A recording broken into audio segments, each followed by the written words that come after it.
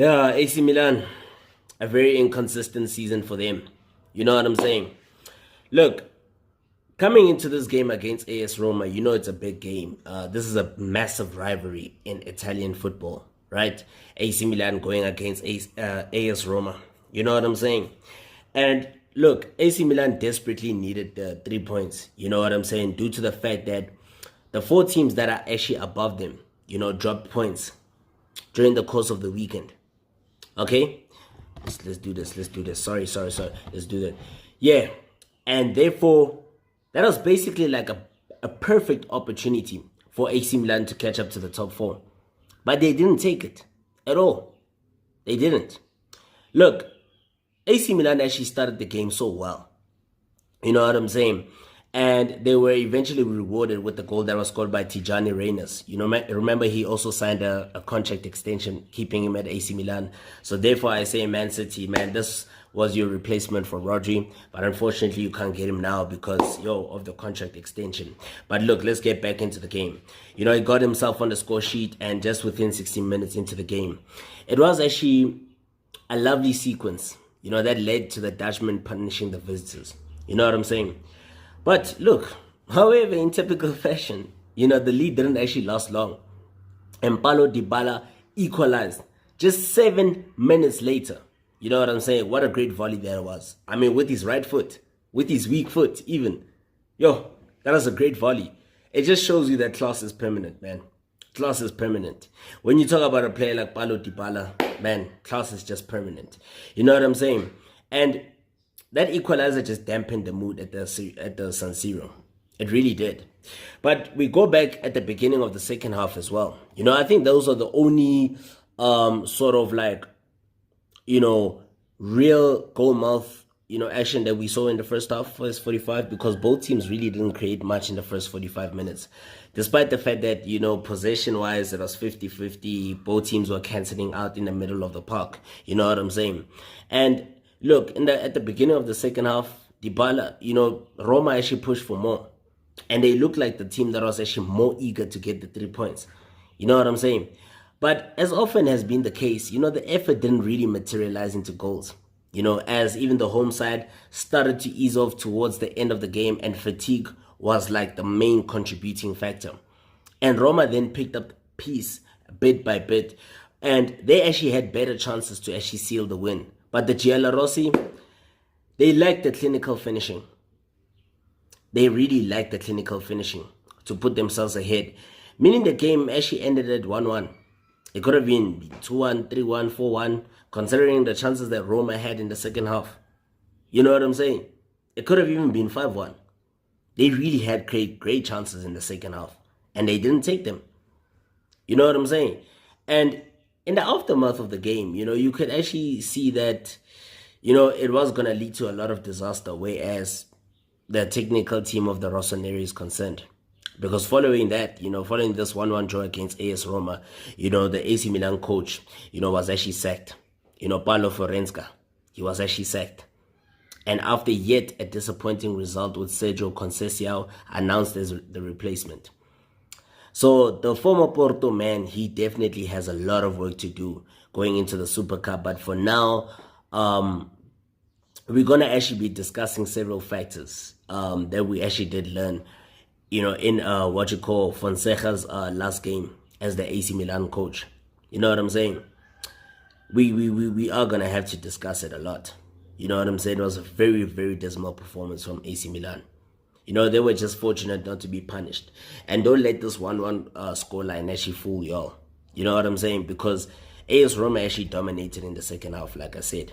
They dominated. They showed more, vigor. They actually showed more, they were more eager to actually go on and get all 3 points compared to the home side. And I guess it's also the Rafael Leao effect. It's the Rafael Leao effect. Because it seems like without Rafael Leao, AC Milan can't play. They definitely can't play. And it was basically evident in this game. And here are some of the things, and I want us to actually get into more detail with some of the things that I did notice throughout the 90 minutes based on the perspective of AC Milan's performance. You know what I'm saying? So once again, Once again, AC Milan were very poor on the right-hand side. Very poor. One thing is for certain, even when, AC Milan have achieved positive results, the right-hand side, has been subpar at best. And it was no different against Roma. You know what I'm saying? Emerson, again, he was very shaky. He has proven again to be very shaky at the back.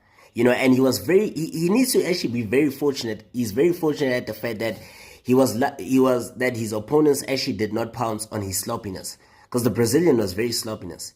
His anticipation on the attack was always non-productive, and he certainly had the most dismal game. And I've seen many dismal games that he has had this season. You know what I'm saying?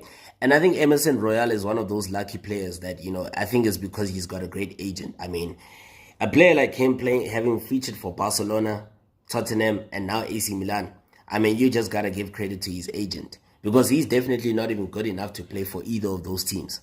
You know what I'm saying? He's not good enough. We've seen it throughout the season that he's just not good enough to play for even AC Milan. He's not. And it speaks to the fact that there are a lot of average players at AC Milan. No wonder why they've been so inconsistent this season. I guess they are also the Manchester United of the, Italian Serie A. And you look at his partner as well, Samuel Chukwueze, the Nigerian. Chukwueze, what can I say about Chukwueze? Chukwueze actually had he was actually more positive. Slightly more positive. You know what I'm saying? But he kind of like set the bar too low for himself. You know what I'm saying? Because it's actually not too hard to actually have a better performance compared to the norm. You know what I'm saying? Because you expect a player like Chukwueze's caliber to actually, give more than what he just did. Whilst, he did have a couple of good moments in the game. He actually did have a couple of good moments, but, there was nothing worth mentioning. And it was actually overshadowed by his injury, in the second half, which, if it is serious, it relieves the AC Milan right flank, in a very dire situation due to the fact that also Pulisic is also out for the time being. So we wonder if we just hope that it was not too serious. And the management, Morata.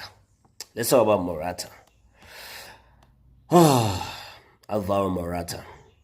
Look, Morata has actually had a couple of good moments, but overall, he's been very poor again, as he killed a lot of the attacks for AC Milan in this particular encounter. And in some ways, it's funny because he does work a lot, you know what I'm saying, so that, like, he can actually be in a potentially dangerous situation, but then his ball control seems to let him down too many times. You know what I'm saying? He's always let down by his ball control. He just reminds me of one player, Chivaviru of Kaizer Chiefs. You know what I'm saying? A few good games here and there, but lack of inconsistency, lack of, just keeping the ball at your feet, lack of, passing accuracy. You know what I'm saying? However, they are the type of strikers that do find themselves into dangerous situations. But look, I'm not comparing the two. They are at different levels, of course. If Morata actually had a 1 or 2 year contract to actually help these younger players with experience, whilst, having less required, presence on the pitch as his age has actually progressed, it could have been good because his performances have been wayward. You know what I'm saying? But the management, decided to actually give him a 5-year contract until 2028. You know what I'm saying? Which for me is a very, very poor decision. And now they will still have to suffer the consequences because the transfer, is clearly not working thus far. You know what I'm saying? And the only positive that you can see if AC Milan were to find a new club for Morata is that they wouldn't lose money since he joined as a free agent. But that's probably wishful thinking at this point in time. You know what I'm saying? And also, from a positive perspective, Jimenez has continued to impress me. He's been very impressive so far this season. The youngster actually, he has been called upon. When he was called upon by Fonseca, he decided to bench Theo. And also for the Spaniard, he didn't disappoint at all, showing great potential and confidence, in both phases of the game. You know what I'm saying? And in the last game and a half, he also played as a left winger. which is certainly not his preferred position. You know what I'm saying? But he has actually done very well regardless, and has actually been probably a top 3 player for AC Milan in the last few games. And however, wherever he has faced much competition, another thing is in itself with both Emerson as well as Calabria not needed at that level. For me, both of those players are very average. It will actually be interesting to see if Conceição will try the youngster, on the right flank, as it seems that he does have the quality to improve. And whilst on the left-hand side, you put Teo Hernandez and Leao, who are actually more capable on the left. You know what I'm saying? And the only negative from this particular scenario is that if Real Madrid have a buyback clause, and if Jimenez continues in the same fashion, then they will probably exercise that. Definitely.